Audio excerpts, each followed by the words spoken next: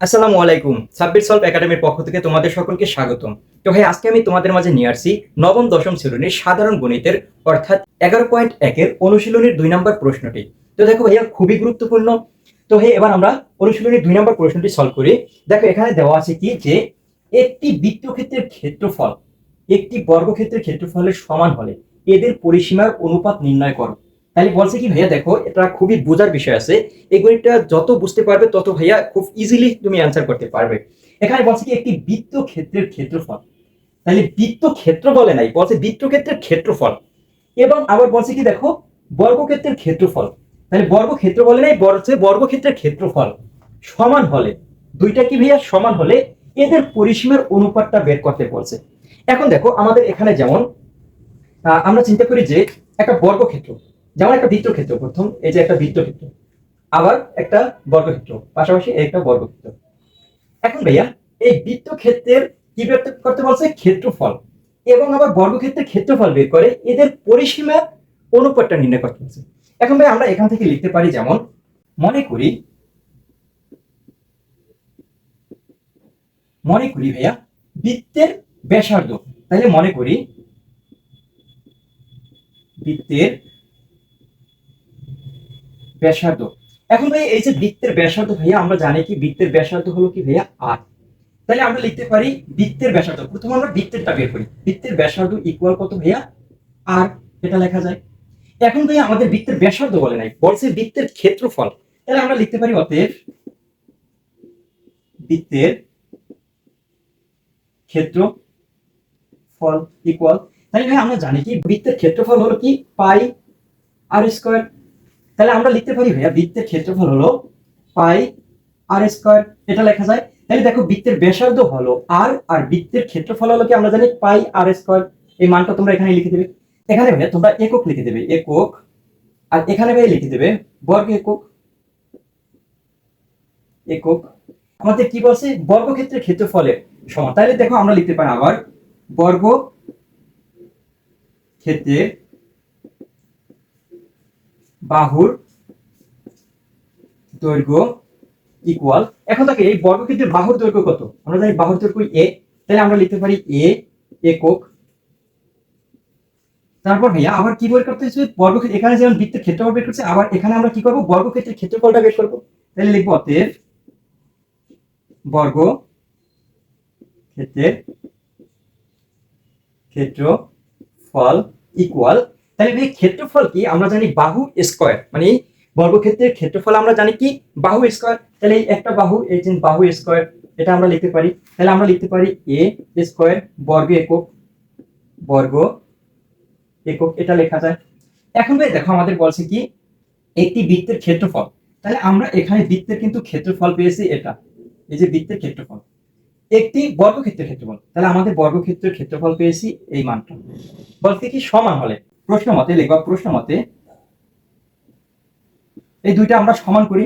তাহলে দেখো, এখান থেকে আমরা লিখতে পারি কি যে মানে বৃত্তের ক্ষেত্রফল ইকুয়াল বর্গক্ষেত্রের ক্ষেত্রফল। তাহলে আমরা লেখা যায় এখানে যেমন পাই আর স্কয়ার ইকুয়াল এ স্কয়ার, এটা লেখা যায় ভাইয়া যে বৃত্তের ক্ষেত্রফল ইকুয়াল কি মানে সমান করতে বলছে, মানে সমান আর কি বর্গক্ষেত্রের ক্ষেত্রফল, এটা লেখা যায়। এখন দেখো, এখান থেকে আমরা যদি পক্ষান্তর করে এটা এপাশে নিয়ে আসি, তাহলে আমরা লিখতে পারি বা এ স্কয়ার ইকুয়াল পাই আর স্কয়ার। এখন ভাই দেখো, এখান থেকে আমরা লিখতে পারি বা এই এ আর এই যে আমাদের স্কয়ার আছে, এই স্কয়ারটা যদি এপাশে পক্ষান্তর করি, তাহলে আমাদের রুট হয়ে যাবে। লিখতে পারি ইকুয়াল রুট পাই আর স্কয়ার। এখন ভাই দেখো, এখানে আমরা জানি কি যে যখন রুটটা মানে স্কয়ার এপাশে নিয়ে রুট করি, তখন এখানে জানি কি আমরা প্লাস মাইনাস জানি। এখন দেখো, কিছু দেই নাই, মানে প্লাসটা আছে, কিন্তু মাইনাসটা আমরা দিতে পারবো, কিন্তু এখানে দিব না। কারণ দিব না কেন? আমরা জানি কি বর্গক্ষেত্রের বাহুর দৈর্ঘ্যের ক্ষেত্রে আমাদের মাইনাস সাইন কি কার্যকর নাই, মানে মাইনাস সাইন দিতে পারবো না, সেজন্য আমি এখানে মাইনাস সাইনটা দিলাম না। এখন আমরা এখানে কি করি, এই যে স্কয়ার আর এই রুট কিন্তু কাটতে পারি। তাহলে স্কয়ার আর রুট যদি কাটি, তাহলে এখান থেকে আমাদের আসে অতএব এ ইকুয়াল, তাহলে ভাইয়া এখান থেকে আসে পাই রুট পাই। কারণ ভাইয়া এই দেখো, স্কয়ারটা কিন্তু আমাদের আর এর উপরে আছে, তাহলে স্কয়ার আর রুট কাটা যাবে, কিন্তু এই যে পায়ের উপরে তো স্কয়ার নাই, তাহলে পায়ের উপরে মানটা কি অবশ্যই এই রুটটা থাকবে, আর এখানে থাকবে কি আর। আশা করি ভাই বুঝতে পেরেছো। এটা হলো কি আমাদের বর্গক্ষেত্রের বাহুর দৈর্ঘ্য। এখন ভাই দেখো আমাদের বলছে কি এদের পরিসীমার অনুপাতটা নির্ণয় করো। এখন এই যে আমরা এখানে বৃত্তের ক্ষেত্রফল যেটা বের করেছি, মানে বৃত্তের এবং বর্গক্ষেত্রের যে ক্ষেত্রফল করছি মানে বের করছি, এদের পরিসীমার বলছে। তাহলে আমরা লিখতে পারি অতএব বৃত্তের পরিসীমা ইকুয়াল, তাহলে ভাই এই যে বৃত্তের এই বৃত্তটার পরিসীমা হলো কত ভাইয়া, 2πr।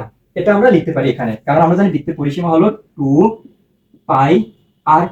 আর ভাই এখন আমরা লিখবো কি অতএব বর্গক্ষেত্রের পরিসীমা, বর্গক্ষেত্রের পরিসীমা।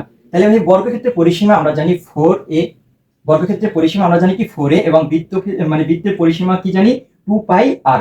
এখন ভাই দেখো এখানে আমরা লিখতে পারি 4, আর এর জায়গায় আমরা ভাই এই এর মানটা আমরা লিখে দিতে পারি। এই যে এর মান পেয়েছি আমরা কি বর্গক্ষেত্রের বাহুর দৈর্ঘ্য যে মানটা পেয়েছি এই মানটা আমরা লিখে দেই। তাহলে এর মান পেয়েছি ভাইয়া রুট পাই আর, এই মানটা লিখে দিতে পারি। এখন ভাইয়া দেখো এখান থেকে আমাদের বলছে কি এদের পরিসীমার অনুপাত। তাইলে দেখো আমরা বৃত্তের পরিসীমা পেয়েছি 2πr এবং বর্গক্ষেত্রের পরিসীমা পেয়েছি ভাইয়া 4√πr।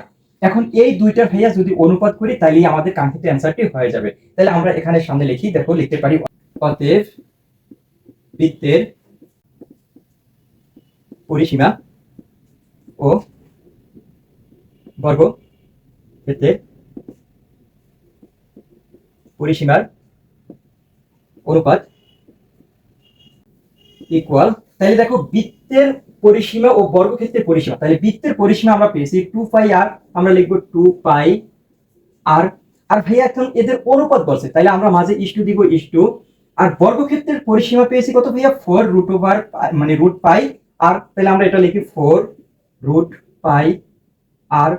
এখন ভাই অনুপাতকে আমরা ভাগ আকারে যদি সাজাই তাহলে এখান থেকে লিখতে পারি 2πr, আর নিচে ভাইয়া লিখবো 4√πr। এখন ভাইয়া দেখো এখান থেকে আমাদের যদি আমরা কাটাকাটি করি তাহলে এই আর কাটতে পারি, আর এখানে ভাইয়া কাটতে পারি 2 দিয়ে 4 কে 2। তাহলে আমরা দেখো এখান থেকে লিখতে পারি ইকুয়াল, উপরে ভাইয়া যে পাই আছে এটা লিখতে পারি যেমন পাই, আর নিচে ভাইয়া লিখতে পারি 2√π। এখন ভাই এখান থেকে আমরা লিখতে পারি যেহেতু ভাগ আকারে আছে তাহলে আমরা অনুপাত আকারে এখানে লিখতে পারি ইকুয়াল পাই ইস টু 2√π। এটাই ভাইয়া আমাদের কাঙ্ক্ষিত অ্যান্সার। দেখো ভাইয়া গণিতটা খুবই ইজি, বুঝে করলে ভাইয়া আর না বুঝে করলে অনেক কঠিন। দেখো বলছে কি একটি বৃত্তক্ষেত্রের ক্ষেত্রফল এবং বর্গক্ষেত্রের ক্ষেত্রফল মানে সমান হলে তাহলে আমরা প্রথমে কি করবো, বৃত্তের ব্যাসার্ধ, যেহেতু ক্ষেত্রফল বের করার আগে আমাদের ব্যাসার্ধটা নিতে হবে। তাহলে বৃত্তের ব্যাসার্ধ, এই যে ব্যাসার্ধ ভাইয়া আর একক, এবং বৃত্তের ক্ষেত্রফল কত ভাইয়া, এই ব্যাসার্ধ এটার ক্ষেত্রফল হয়েছে পাই আর স্কয়ার বর্গ একক। আবার দেখো এখন বর্গক্ষেত্রে বলছে তাই বর্গের বাহুর দৈর্ঘ্য হয়েছে এ একক, এবং বর্গক্ষেত্রের ক্ষেত্রফল হলো কি এই যে এ মানে বাহু স্কয়ার, তাহলে আমরা লিখছি কি এ স্কয়ার। এখন প্রশ্ন মতে ভাই এই দুইটা মানে সমান বলছে তাই আমরা সমান করেছি এখানে ইকুয়াল দিয়ে। তারপর দেখো এই যে আমাদের কি বৃত্তের ক্ষেত্রফল ইকুয়াল কি বর্গক্ষেত্রের ক্ষেত্রফল, তাহলে এই দুইটা আমরা ইকুয়াল করে এখান থেকে এই যে এটা নির্ণয় করেছি, এটা কি এটা হলো বর্গক্ষেত্রের বাহুর দৈর্ঘ্যটা এখান থেকে নির্ণয় করেছি।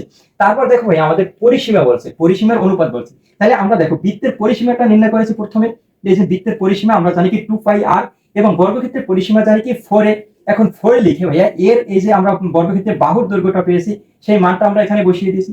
তারপর ভাই দেখো বলছে কি এদের পরিসীমার অনুপাতটা, তাহলে বৃত্তের পরিসীমার অনুপাত ও বর্গক্ষেত্রের পরিসীমার অনুপাত। তাহলে দেখো বৃত্তের পরিসীমা পেয়েছি 2πr, আমরা লিখেছি 2πr ইস টু, যেহেতু অনুপাত বলছে, তারপর বর্গক্ষেত্রের পরিসীমা আমরা কি লিখেছি 4√π মানে √π।